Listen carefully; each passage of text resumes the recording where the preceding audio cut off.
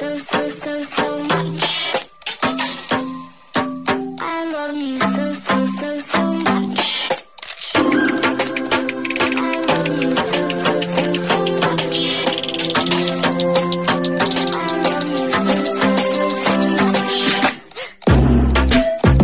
Hello, all you positive heads out there. Thanks for tuning your beautiful brainwaves into another episode of the Positive Head Podcast, where we are firmly convinced that creating success and happiness is rooted in understanding the ultimate nature of reality and the fact that as human beings, we are all immensely powerful fractals of the one and only source consciousness, which creates and animates all things. Now, of course, understanding this powerful truth is one thing. Applying this incredibly empowering wisdom to everyday life, well, that's another, which is exactly why we provide you with a fresh serving of soul food for thought 5 days a week to help constantly remind you of what matters most. You are it. And I'm your host, Brandon Beecham. I'm the reflection and extension of you who will be here each Wednesday interviewing a different consciousness changemaker. And on the other 4 weekdays, leading the way to ensure that your perspective is consistently expanded, your vibration is constantly elevated, and your heart is overflowing and full. And you guys have heard me say that if I ever run ads on this show, it will only be with a company that I fully support because I believe their intention is to make a positive difference in the world. Well, I'm pleased to announce that day has arrived and that this episode of the Positive Head Podcast is being brought to you thanks to the support of Gaia. If you're not familiar, Gaia is the go-to source for streaming consciousness content online. And you can sign up for your first month for only 99 cents at gaia.com/positivehead. That's spelled GAIA.com/positivehead. Check it out. All right, all you positive heads, on this week's Powwow episode, I am absolutely thrilled to have Diego Perez here with me on the show. Diego recently released his first collection of poetry, quotes, and prose titled Inward under the pen name Yung Pueblo that explores the movement from self-love to unconditional love, the power of letting go, the wisdom that comes when we truly come to know ourselves. And very, very excited to kind of dive in deeper with him today. Hello, Diego. Welcome to the show, my friend. Hey, Brandon. Thanks for having me. And thank you for open up this space, and excited to dig deep with you. Yeah, absolutely. Well, I am such a sucker for powerful words. I love quotes. I love, introspective writing and poetry, and it's something that I explore on my daily episodes regularly. Taking a quote or something that I really love and just sort of diving in and here's my interpretation of it, and here's what it means to me. Here's how it feels to me, and here you are. I've seen a lot of your stuff floating around out there, and I'm like, man, this guy has he knows what's up. He's got some great insight and wisdom to share with the world, and let's get him on and dig in. So very, very grateful that you have taken the time to share with us here today. And I would like to start with the same question that I always open up with. You're in an elevator. The woman next to you looks over, says, "What's your passion?" You got 10 floors to answer. What do you say? Oh, I would say freedom. I think freedom in the internal and the external variety. So for me personally, in terms of the internal realization of freedom, I find that through meditating. And I know, I've always, since I was very little, I've always been fascinated by the word liberation and freedom, and have come to understand it, as something that is material. We need a certain, material sustainability to be able to allow us to go inward, being able to eat, having homes, having water, having access to these things that our bodies need for us to be able to really spend time digging deep introspectively.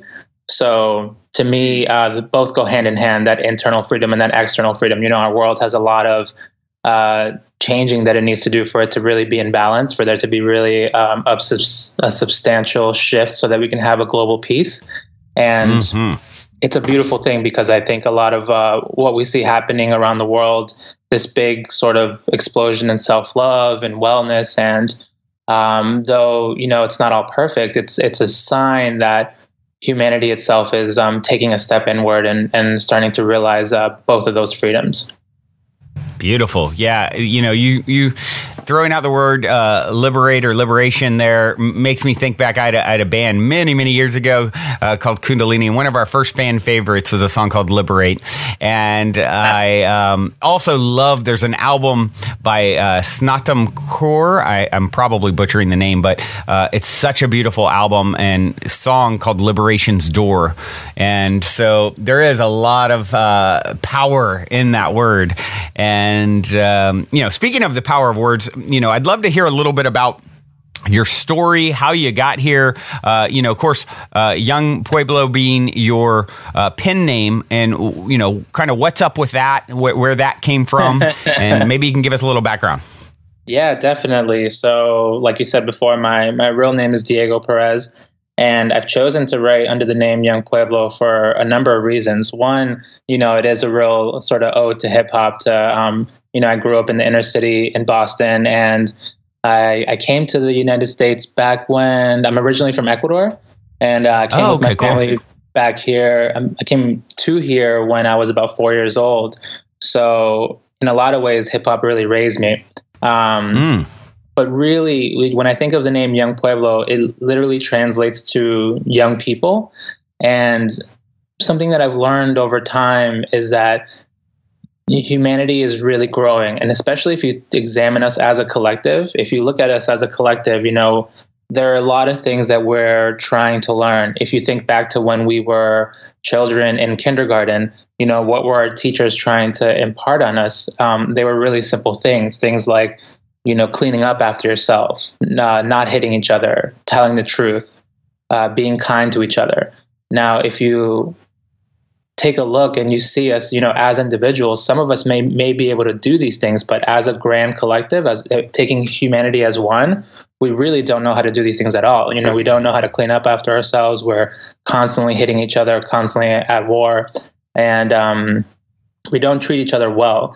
So I think particularly over these next 100 years, humanity is going to have some of its greatest challenges, but through these challenges, we will really mature as a people. And I like to be reminded about that pretty constantly, because I feel like, I'm growing too. And just having that idea sort of gave me that support and that guidance that all of humanity is young, really helps sort of carry the message forward.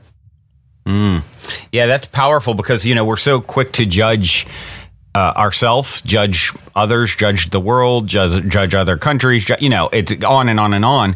And it's one of those things. What it makes me think of is, sometimes when I'm in a conversation with someone and they're really upset about what someone did or didn't do, and I'll say to them, to kind of snap them out of it, and to help shift their perspective. I'm like, well, do you get mad when, a puppy pees on the carpet? and it's like, it's like, this is where people are at. This is where this person is at in this particular scenario. And, if you can bring some of that perspective to your analysis, it lightens the load, right?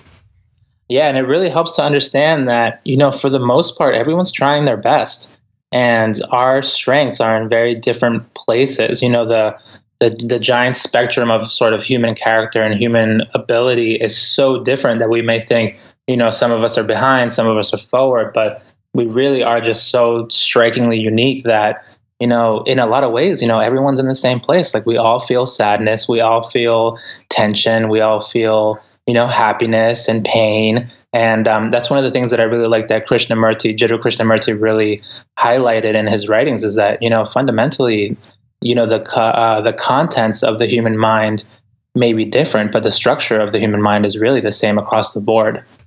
Right. Interesting. Yeah, that's a very interesting point. So you're, obviously the name is very fitting. You're not in your 70s, right? No. Last time I looked in the mirror, I was actually just recently turned 30 years old. Okay, cool. Yeah. So Yung it definitely works both physically as well as on multiple levels. So what's your story, man? How did you end up becoming such a prolific poet?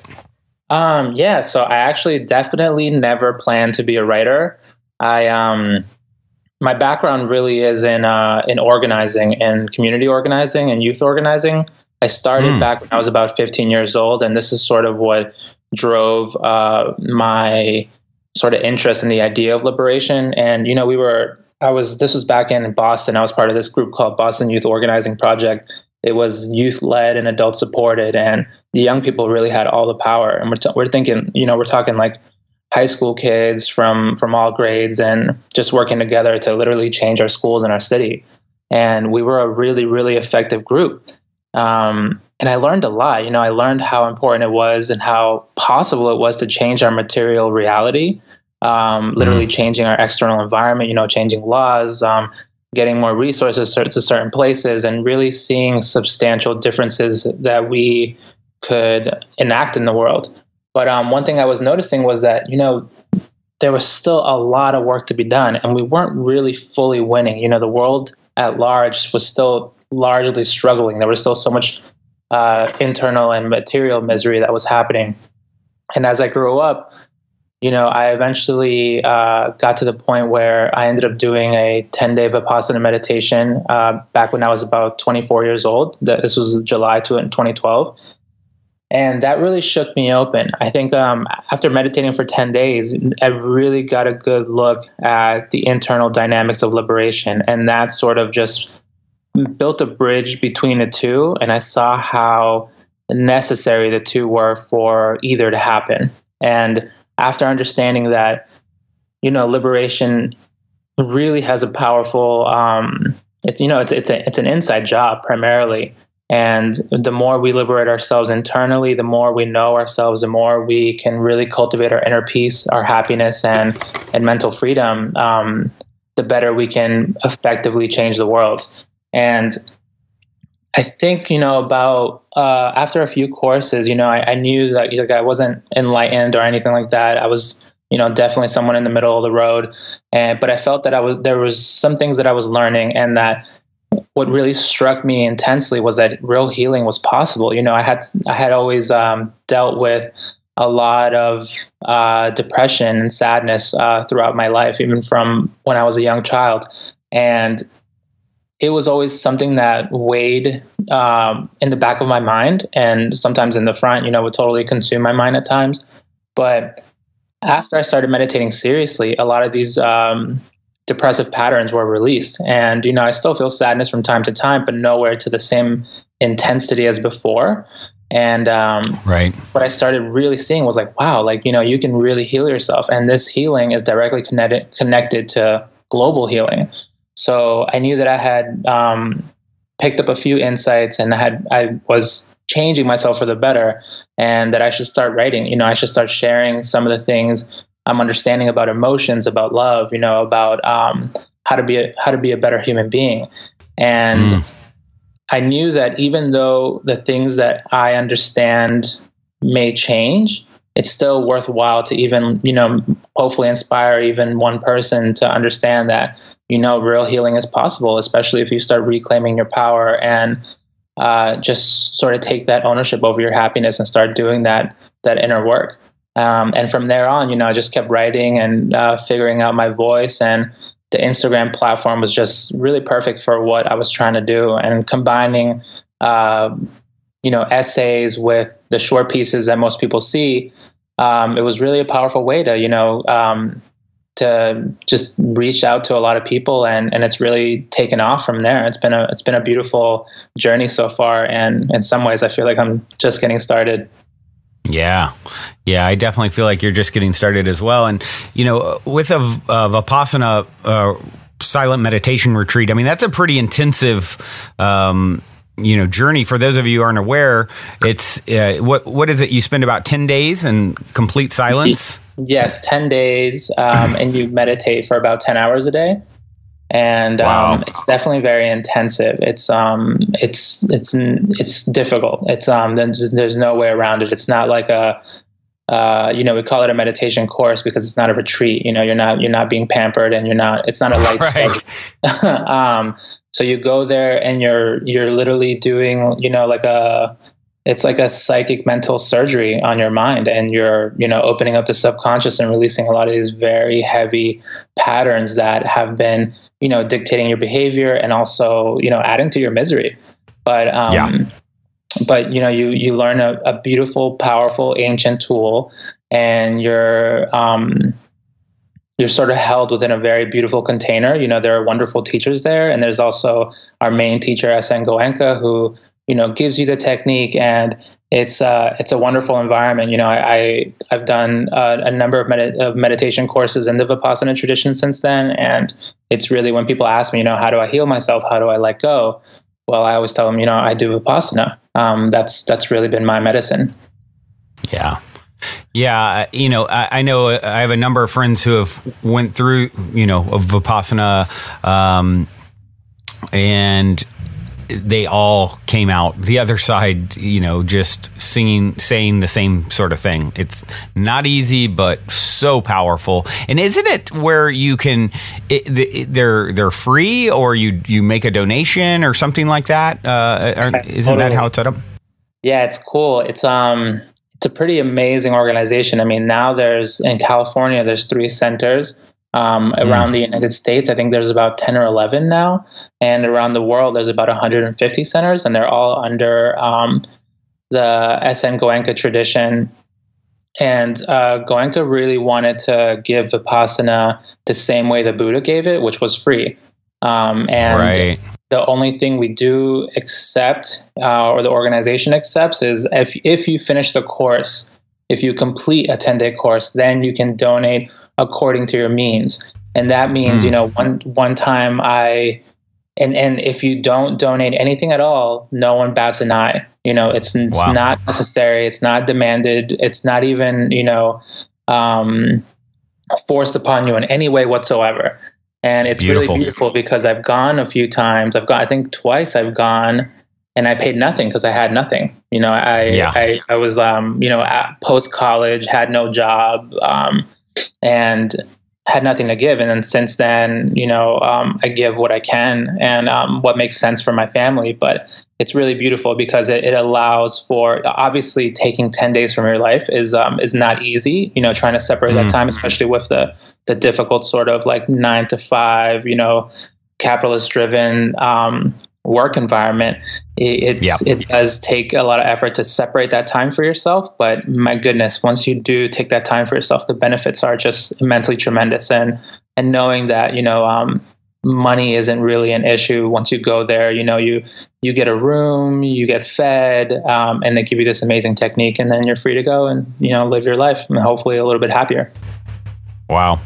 That's such a beautiful and pure approach to helping the planet. And what's you think about it, it's like, okay, so you went just out of college, you didn't have money, but you went through it, and look at the healing that it led you to, and now look at the healing that is being spread through your work. You have a large and ever growing following.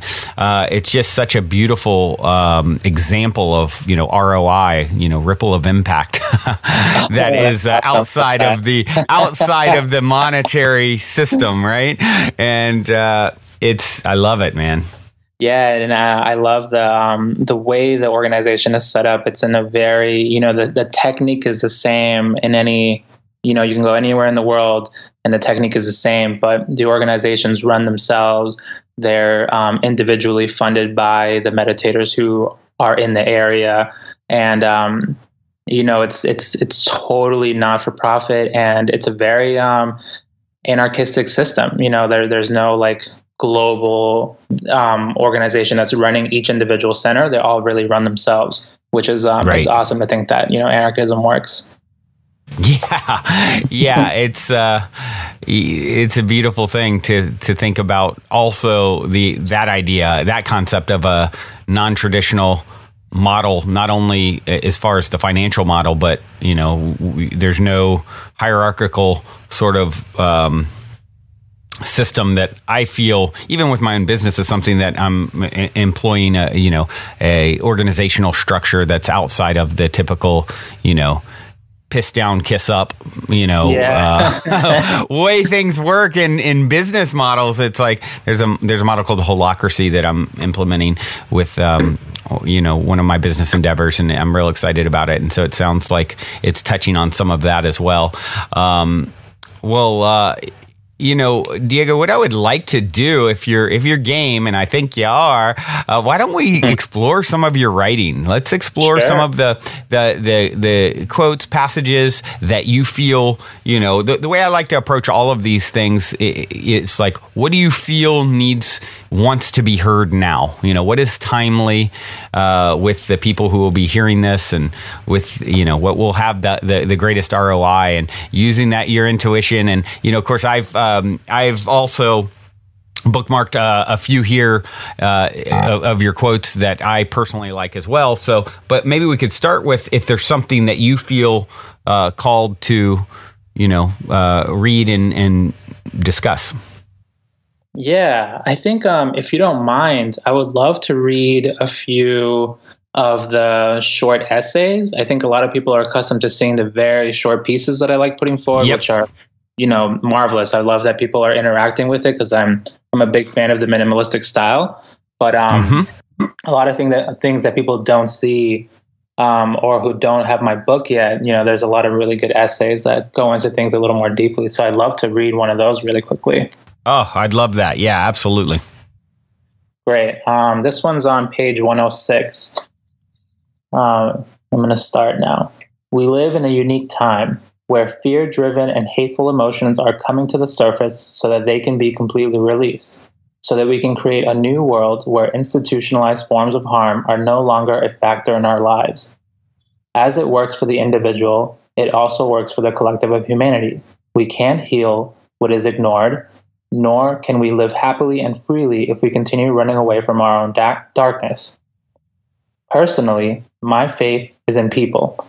Our courage to turn inward in the hope of uncovering and releasing all that stands in our way of becoming beings of unconditional love is what will bring harmony and peace to our world. Unity with those around us is most possible when we become internally whole and loving. Wisdom more easily flows through us when our minds and hearts are no longer reacting to the suffering of everyday life. This does not mean that we will become cold or distant. It means that we will learn to respond calmly to the inevitable changes of life without causing ourselves misery. We will learn to respond to life as opposed to blindly reacting to it. Humans affect one another deeply, in ways that the world at large is just beginning to understand. When we begin healing ourselves, it sets off waves that connect us to those who have healed in the past and those who will heal in the future. When we heal ourselves, it gives strength to those who need more support to take on their own personal healing journey. What we do reverberates throughout time and space. Like a rock thrown into a lake, the circles it creates move in all directions. And that's it. Ah, I love that, man. Yeah, that is such a powerful piece. And, I love what you said, how by doing the work, doing the healing work, you are connecting with all the figures who have done the healing work in the past and will do so in the future. It's kind of like, I think I instantly got the visual of like the imaginal cells and the butterfly that come together to help it metamorphosize from, the caterpillar. You've got these imaginal cells that pop up, and they're similar, and now they're connecting their energy, and they, at first they get crushed by the caterpillars, normal cells, but over time they just keep coming back and popping up, and and then their numbers grow, and then they band together, and then it becomes the shift that leads to the next version of that creature. And That's instantly sort of the visual I got when I heard that of what, what is happening, I feel, on our planet currently when people are willing to do the work and rendezvous, dock with those others who are also doing the work. And of course, the idea that time and space is illusory, you tie that into it, and it's a really interesting perspective. Absolutely. And I really, I love that piece in particular because it really shows how in our individual lives and collectively, just everything's coming to the surface. Everything. If you think about society as a whole, and you think about, the anti-war movement, the reality that racism still exists in America, the Me Too movement, sort of combating patriarchy, all these things are coming to the surface in the same way that you may have the darkness inside of you that you're sort of avoiding and not interacting with on the individual level. And, collectively and individually, it's all moving in the same direction. And a phrase I like to say is, a rising tide lifts all boats. But it definitely feels like we live in a very special time in history where, we have to confront these difficult things for us to not only live happier and more peaceful individual lives, but to really create a new world. Yeah. Yeah, I fully agree. And that is a wonderful quote. And it made me kind of think, as a writer, is there any particular writers, poets, thinkers of the past that have influenced your work most, you would say? Most, I would say, so I think in the past, I think the Buddha for sure. I've read a good amount of, the Dhammapada, and then different books about the Pali Canon, which sort of holds all the different Buddhist discourses. And I've definitely been highly influenced by the Buddha. I wouldn't call myself a Buddhist in any way. I think, I take the Buddhist teaching very seriously, but I don't really hold any particular religion. And in terms of modern day, I really, Jiddu Krishnamurti is, really important. I really feel like he hit a lot of things on the dot.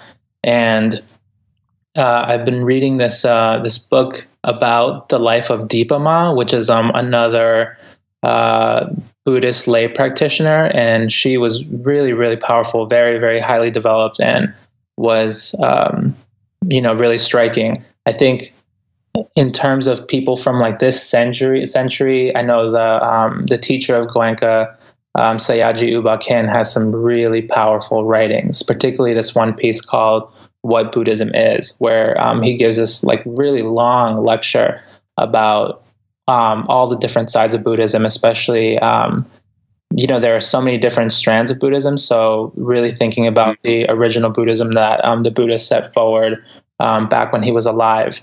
It's really cool to sort of ground yourself in his writings, because it's just an absolutely brilliant, stellar human being. His name is Sayaji Uba-Khin. And then I love Webu Sayadaw, Lady Sayadaw. These are monks who were incredibly developed and really, really powerful writers. Beautiful. Well, that gives certainly gives me, and I know the listeners, some people to check out that maybe they need to or would want to or have never heard of. So thank you for sharing that. I've also looked at. I have a couple of your quotes here that you've written that I'd like to discuss as well. One of the things that comes up a lot is the idea of, love and unconditional love. And you wrote, "How do you know it is true love? When you feel free and at home at the same time." And you also wrote, "My faith for a better future is in the people who are turning the idea of unconditional love into a way of life." And, that is such a powerful, one more, true love does not hurt, attachments do. And so I'd like to discuss those. I've kind of bundled a few together there. It's such a, I think back one time, a long time ago. Okay, so there used to be there used to be this, and I don't know if it's still there or not. For like a month, it was a curiosity, I think, on the interwebs, maybe 10 years or so ago, called Chat Roulette. Have you ever heard of Chat Roulette? Yeah, I remember. Okay, Chat. so so I got on Chat Roulette for a couple days there, and after I saw too many guys with their pants down, I decided maybe it was time to get off. But what it would do is it would basically link, for those of you who don't know, it would link your webcam with a random person around the world, and it's kind of like Tinder or something. You could stay and talk to them, or swipe, or whatever, swipe left, swipe right. And so I was having fun, connecting and talking with people around the world, and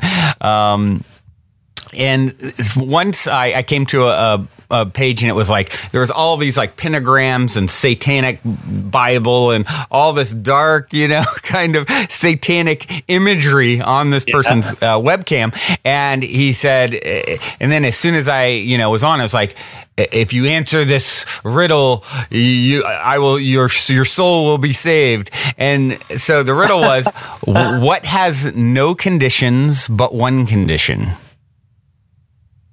Huh. Is it love? Unconditional love, right? What has no unconditional love? And the answer came to me, and I said, it took me a few minutes, and I was like, unconditional love. And he's like, and then he took his mask off, his Satan mask or whatever, and he was like, oh, I've been doing this for 5 hours straight, waiting for someone to get the right answer, and this was my scary technique, and and it was just like this fun moment. So that's instantly what I think of anytime I think of unconditional love now. That story. But so what does unconditional love really mean? What does that mean to you? Oh my goodness. So it's a big one. I think unconditional love is a profound state of egolessness. So I write about unconditional love. I write it with the understanding that the average everyday human being will have moments of unconditional love where the mind will be clear enough to be able to really perceive reality clearly and be able to act in a selfless manner.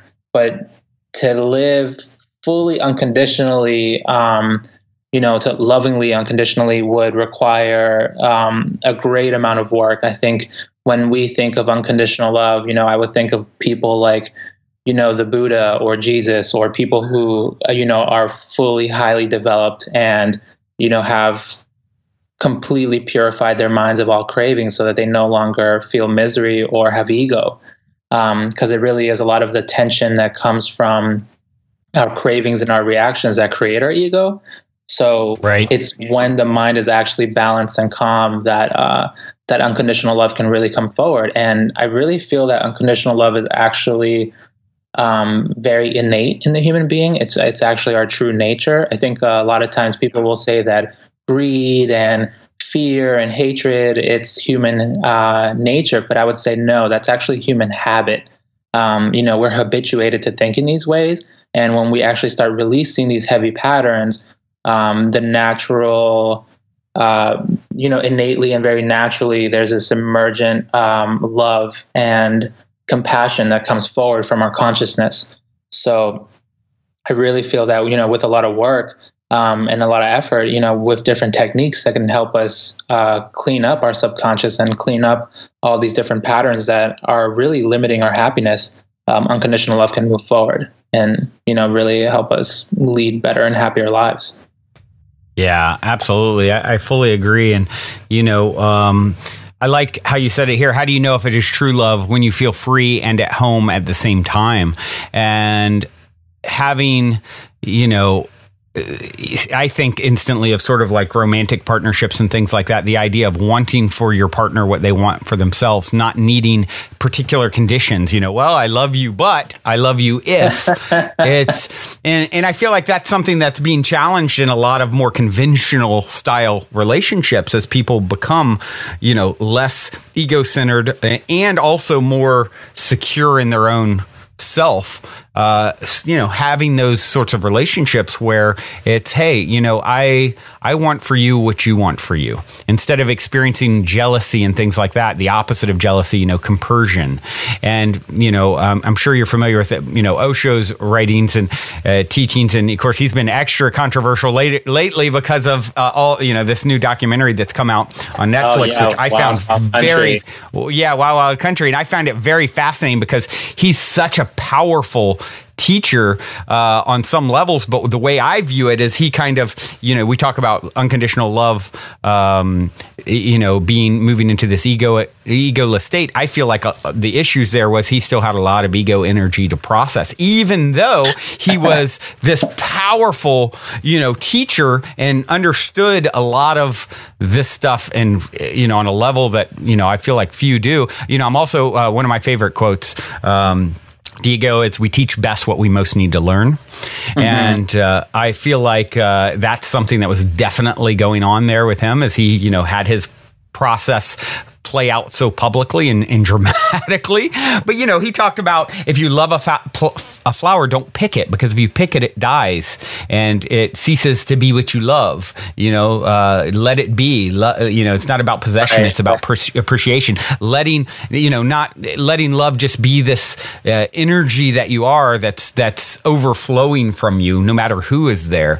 You're not, falling in love per se, as you're just being love at all times. And I think these are really sort of you talked about maturing as a society. I feel like these are some of the ideas that are really starting to gain ground as we mature, as a society.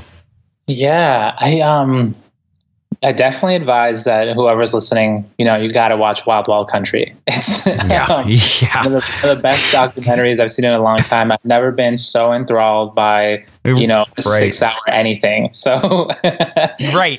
Totally. I highly, highly advise people watch it. For that piece in particular, going back to that, I think it's interesting because when I think of that piece now, I see how it can come off in the romantic terms, as romantic love, but I really see it as more of an individual one.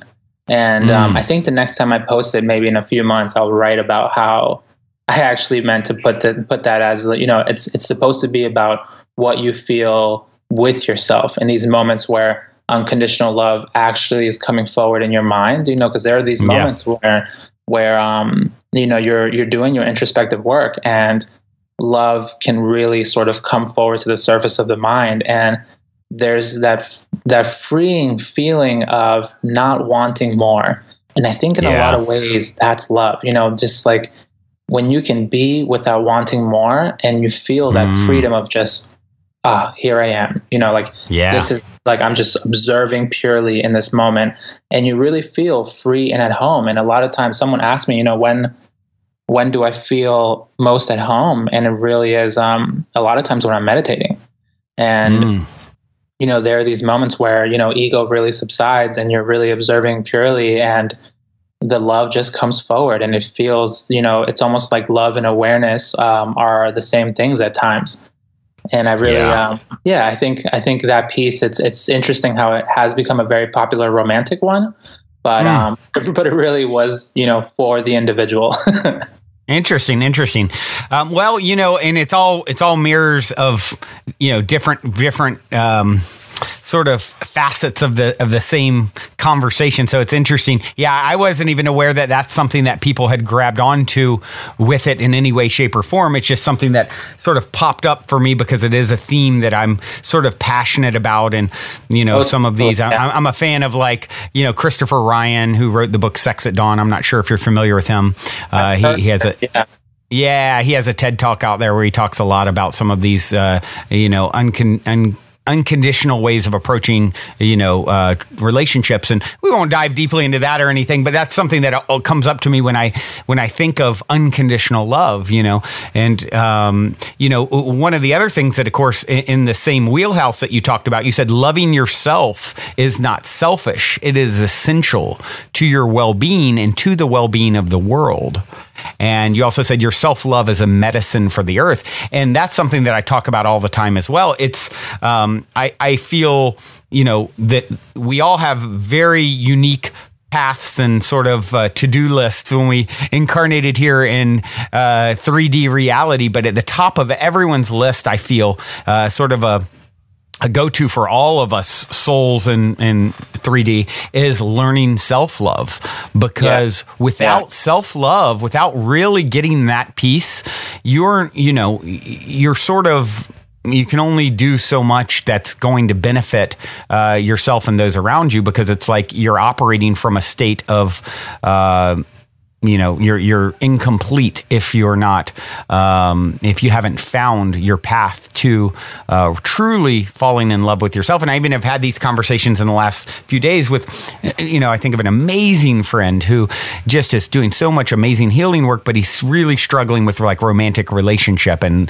not being able to create that for himself. And, what came up for me is like, you're not truly loving yourself then. There's something there, because for me, I've moved into a state where I'm like so into me in a good way. Like I so love myself in a very healthy, in a very healthy way. And that then is felt by anyone that I'm interacting with, which makes me attractive to others, I feel. And so that is I feel everyone's path to, once again, I'm taking it back to romantic love, but that's just something that's bubbled up for me even in the last few days with a friend and having a deep conversation with him about this. So, I love that you're focusing on the whole self-love piece, because I feel like not only for attracting romantic partnership and whatnot, but just for you to, move into the greatest and grandest version of yourself, it's like, I feel it's a number one thing we need to focus on. Yeah, there's, it's quite interesting, because I feel there's definitely some validity to that idea that, you need to love yourself really well before, whomever your partner or future partners may actually be able to connect with you deeply. But I think in a lot of ways, personally for me, I'm married now, and my wife and I, we met each other at a time where self-love didn't even exist. And, in yourself, you mean? In ourselves, and really in the world. Nobody was talking about self-love back in, 2007. And, we met really young. We met when we were, when she was 18 and I was 19. And wow. I probably could not have been further from loving myself. And I think there was a bond and an attraction there that was very otherworldly, and it felt very sort of destined. And we spent, we've been together for, I think, about like 10 years. And it's, it was interesting because we came together when self-love didn't even really exist in our lives, but we've grown to love ourselves better. And through growing to love ourselves better, the love between us really started flowing much more effectively, much more efficiently, much more abundantly. And there's a quote that I wrote kind of recently, and it goes, real love began when we both stopped expecting and instead focused on giving. And yes. I think in terms of that was really meant for, for the romantic love side, because one thing that I've noticed was that, both of us, we just had so many expectations on each other, and it just became overbearing. It just became a constant source of tension, especially in the beginning of the first half of our relationship. But then as we started meditating, we started noticing that, to be able to play out unconditional love as best as we can within the confines of our relationship, right? Neither of us want to be with other people. It's not the, like when I talk about, loving someone selflessly, it's like in the sense of loving your family selflessly, loving your partner selflessly, not necessarily that there are no rules, but that within, not rules, but not in the sense that there are no agreements. But within the agreements, how well can you love each other? How selflessly? And we really started noticing that the less demanding we became of each other, the more each other received. And we both started really focusing on giving. Like I know her, like I know what she likes, I know what she doesn't like. let me do this for her, let me surprise her in this way, or let me, you understand her love language, and that's a big one that I think people have missed. Is we have these different love languages, and there's a book on this, and the way you receive love and wish to receive love may be totally different than your partner. Right. So you're always trying to give it to them in the way that you want to receive it, and then it's not being received properly, and there's this frustration. So if you can learn to understand what makes them tick, how they receive their love, and that's been a relatively new realization for me that we've actually talked a little bit about on the show too. So I think that's interesting that you pointed out that you cued in on that, and also. Sorry, go ahead. I kind of jumped in there. I got excited. No worries at all. No, I'm enjoying this. I really think too that it seems like some people may think to themselves, well, if I don't have any expectations, then how am I going to get what I want? And that's really where you have to have a lot of faith in yourself and the universe, and just like how natural law works. Because a lot of people will say, and I hear this a lot, from people, well, I've given so much and all people have done is just taken. Well, that may be true at times, but there is a natural, there's a law, what you give returns to you in some form or another, and not with a particular time frame. So the things that you may have given and someone may have taken from you, in a mean way, these things that you've done, especially if you did them selflessly and with a very, compassionate volition, they may come to you decades later, and you don't know, because we're so stuck in the past and so fearful of the future that we don't realize that, giving is one of the most bountiful and powerful ways that we can sort of open up abundance into our lives. Absolutely. Giving is just everything. And I've really noticed that, the more I give, the more I support other people, it just brings beautiful things into my life. And I'm really grateful for that insight, because it's really changed everything around for me and for a lot of people that I know. Yeah. I've been talking about this a lot lately. It's like, I believe it was Gandhi that said, if you want to find yourself, lose yourself in the service of others. And, I believe it was Krishnamurti who said, they asked him, well, what about others? And he said, there are no others. And so when you take those two and mash them up, it's like, oh, okay. So when I'm serving and giving, it's really me. And that's why I feel the energetic repercussions. And this is the path to everything that I wish to call into my world, is by giving of self. It's like, oh, so I hold all the keys, I hold all the locks to all the doors. And, that is just like the biggest light bulb. Anyone out there listening, it's like anything that you wish for yourself, find a way to give it, find a path to give it away, and that's how you'll receive it. And it will come, as, Diego just said, it may not come in the time and the way that you expect. I think of the Bjork song, All Is Full of Love, was such a beautiful song, and that's part of her lyrics. It maybe won't come in the way you expect to see it or receive it, or from the face of another, or an angle that you never expected, but it will find its way back to you, because you're always giving to self, because there are no others, and you will feel the energetic repercussions. And it may not even come back in this life, depending on what you believe in. But a lot of I know in the like old Buddhist tradition, there's this idea of like getting into the higher heavens, and a lot of it is in our positive volitional actions, the actions that we do to support other people. That's really the same idea with Catholic and Christian religions. It's like being kind and being good to other people. That's the type of things that will get you into a beautiful space after this current life. Yeah. Well, and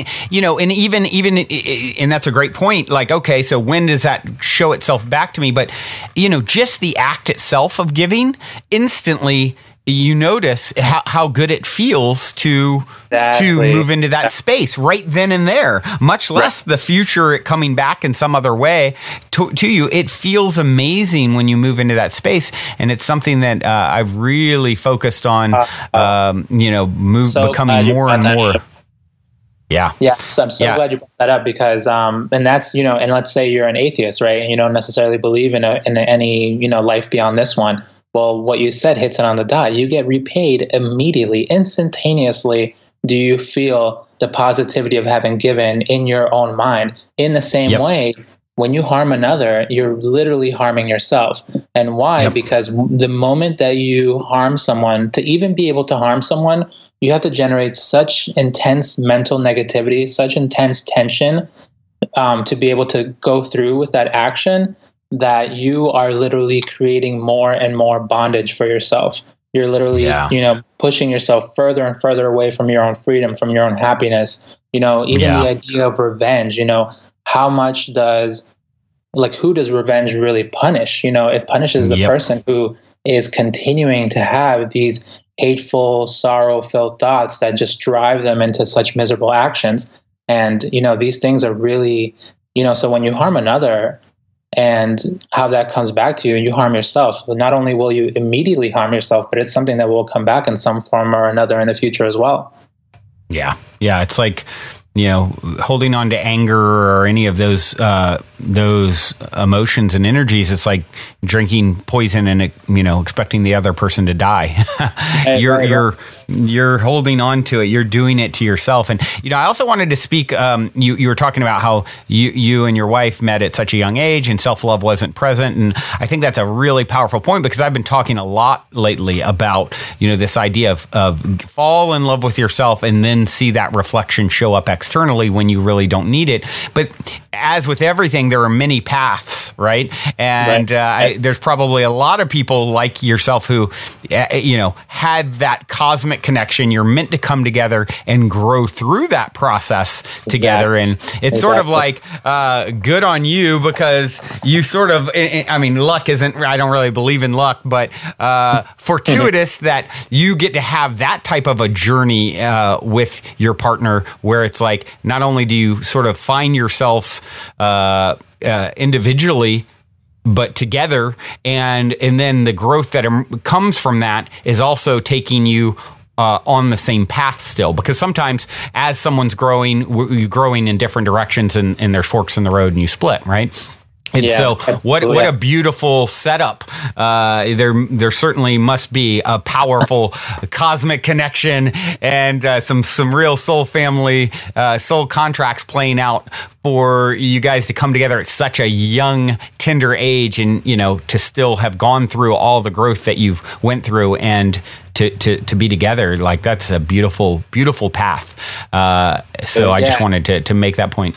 It's funny. Going a little bit into that, I think it's quite. It was quite funny to me. We had such different backgrounds. I mean, I was. I'm an immigrant. Like, I came from Ecuador. English is my second language, and the way I grew up in the inner city. And when we met in our college, we both went to Wesleyan in Connecticut, and she, totally different background. She's Jewish. Like, grew up in this beautiful suburb, and we just could not have been more different from each other, especially at the time when we met. And, we had a very beautiful connection immediately. But we were both filled with so much ignorance. We both just we couldn't see beyond ourselves, beyond our cravings and desires. And it made for, we had a wonderful relationship those 4 years, but it also made for a lot of tension and difficulty. And it wasn't until I did my first 10-day Vipassana course, and then she did hers a few months later, the same style of meditation, that it both hit us. And it was just like, whoa, our connection was in this meditation. That's one of my personal beliefs, is that we've lived many lives, and I think it's not my first lifetime that I've been meditating Vipassana, and same with a lot of other people. We feel that this is something we've been doing for a while, and it's very worthwhile. So we got to continue doing it. The path to liberation is a long one, and it may take many lives. It was wonderful, sort of, as we both, we started meditating Vipassana, and we were both like, well, I don't want to meditate anything else. This is it for me. Like, this is, my hands are so full with this. Why would I even look for anything else? And, and it was quite amazing how it was just like, boom, here we are. We had no idea, why we were really together before. And now we both immediately just love this. We're so into this that it all kind of makes sense now, that we're here to really support each other in our freedom. It's beautiful. You know, the thing that I notice, Diego, having had so many amazing guests on the show, like yourself, is those who are really committed to a meditation practice, or if it's even a theme of part of our conversation, there's a certain field or energetic field that surrounds people who are really committed to meditation. It's like it permeates, through the mic, over the internet. It's just like it's felt. And I'm just wanted to point that out. And I'm curious if it's something that you've noticed as well. I wonder if the listeners have noticed. I mean, even if you go back and you search, in our archives, the word meditation, and you'll bring up several people, over the last 3 years of doing these powwow, interview style episodes, where someone who's really tuned into a deep meditation practice, there is a sense of wisdom, calm, peace that just permeates beyond words. And I just think that's such a great testimonial, energetic testimonial to the practice. Yeah, definitely. It's that's one of the reasons why I wrote the piece, Self-Love is a Medicine for the Earth, because in your visible life, in your introspective life and your visible life, amongst other people, a lot of things will change, and they'll ripple out, like we were saying before, and they'll really change this ocean of humanity that we all live in. But then there's a lot of invisible stuff that's going on. A lot of things where, energetically, just like the energy that you put out, and I meditate every day, and the energy in my home is totally different than it was before. My wife and I, we both meditate every day, and it just has totally changed, especially the environment of exactly where we have our meditation cushions and everything. Even in that little spot, it's just a very calm, it's a very calm situation over there, whether we're there or not. And that stuff really, it is, we live in one giant ocean. And the actions that we do, whether they're mental, physical, they all reverberate outward. They're like we're dropping stones in the ocean, and they just ripple outward and affect all of humanity. So when we're really thinking about global peace, you can literally add the inner peace of every individual, and then you'll get the summation of total global human peace. The same thing with total, craving, hatred, fear, and when we change these things inside of ourselves. And that's why I really believe that, the secret to a global peace is in the transformation of the individual. And that does not mean that we all have to love perfectly unconditionally. It does not mean that we all have to be completely perfectly healed. Not at all. It just means that we need to get and reach a critical mass of human beings that really understand that to harm another is to harm oneself.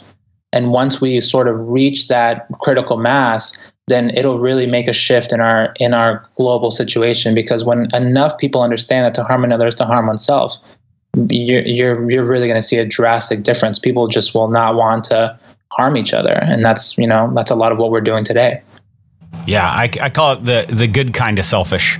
When you understand this, it's the good kind of selfish, right? And I could not agree with you more. And I feel like, I'm sorry, go ahead. No, and I definitely can see how that may be understood as selfish, but it's really just, sort of, it's like understanding, you don't want to put your hand in a fire. You got to understand these natural laws that though they may be visible or invisible are really, really working and are part of our world, whether we're aware of them or not. And once we become aware of them, it just makes sense, hey, I'm just not going to jump into that fire. I'm actually going to cultivate the opposite because it's better for everyone. Absolutely. Absolutely. All right. Well, now seems like a good moment to take a quick minute to tell those of you who aren't familiar a bit about our sponsor, Gaia. I've been a big fan of Gaia for many years now, which is why they're the only content provider I've ever reached out to in regards to potentially supporting this podcast. So needless to say, I'm very excited they're now supporting the show. Gaia truly is my personal go-to source for streaming consciousness content on the web. They have an incredible 7,000 plus exclusive videos covering 5,000 years of wisdom. Just to give you an example, on the show Missing Links, the incredible researcher Greg Braden explores all the biggest questions concerning who we are, where we come from, where we're going, by connecting the missing links between science and spirituality to complete our understanding of humanity's history and to better understand the interconnectedness of all things. Awesome, right? And that's just one example. As you guys constantly hear me say, it's a daily conscious effort to maintain an elevated vibration. And if you're looking to go deep down the rabbit hole to do so, then Gaia is the best place I know of to do it, period. And you can sign up for your first month for only 99 cents at gaia.com/positivehead. That's spelled GAIA.com/positivehead. Check it out. Well, Diego, I'd like to switch gears a little bit here. And, you know, the listeners know that I am not only a fan of amazing prose and poetry and quotes and writing like you do, but I also am a huge fan of stories of synchronicity or serendipity or a positive paranormal story. And I'm curious if you have something like that up your sleeve. Yeah, I feel a little bad because we've been talking so much about my relationship with my wife, and this was a story that I had saved for this moment. But it's about why I decided to ask her to marry me. And so I think it's beautiful. Continue with the sharing your amazing love story from 18 on. I mean, it's an inspiration. So you can't share. I mean, the odds of you making it to 30 are pretty slim statistically. So you've definitely got something to share. So please don't be sorry. It's so funny though, because I promise the listeners, if you hear like other podcasts I've been on, I'm not talking about my wife all the time. So she's so fantastic. She's the wisest person I know, but just to keep it going. So that's awesome. Back in right before I did my first Vipassana course. So this is, I would say June or July 2012. My wife and I had taken a little bit of a break, and she was still in Boston, Massachusetts, and I had moved for 3 months to Portland, Oregon, where I was learning how to farm, because I knew that the world was changing so much, and that it was, just really important for me at the time to learn how to garden, how to grow my own food. And so I was staying on this community farm. It's called Try on Life Community Farm. And I was, we had decided that, because at that point we had already been together for about 4-ish years, and we had decided to make nicknames for each other. It's been so long, we've been saying the same names over and over. We were like, all right, whatever, even though we were on a break, we're obviously still best friends, and we were talking on the phone, like a few times a week. And we had set that task for ourselves. And I remember I was like, deep in a kale patch. I'm just like working on this, trying to take out all these shrubs and all these things, and trying to work on this kale garden. And it just so spontaneously hit me, it just was such a moment where there was a deep mental clarity, and the name Elia came to mind, Elia. It pronounced Elia or Elia. And cool. I didn't think too much about it. I kept the name with me, and I, thought, oh, great, I'll tell her next time I speak to her on the phone. So a little bit of time passed, I think about a week or two, and I ended up looking up the name online. And when I looked it up, I saw that the name was not only of Hebrew origin, but the name meant God has answered. And wow, it just blew, it just blew my mind, because at that time, we were in a very transitional period. We were sort of trying to decide, should we continue being together for the long haul, or, should we go our separate ways? And when that came to me, I had never even seen this name before ever in my life, never even heard it, never seen it anywhere. And it just spontaneously came to my mind. And then I look up the definition, and it's God has answered. And I'm just like, holy, what is going on? And then I call my mom, and I'm like, Mom, I think I got to marry this girl. My mom's like, yeah, of course, you'd be dumb not to.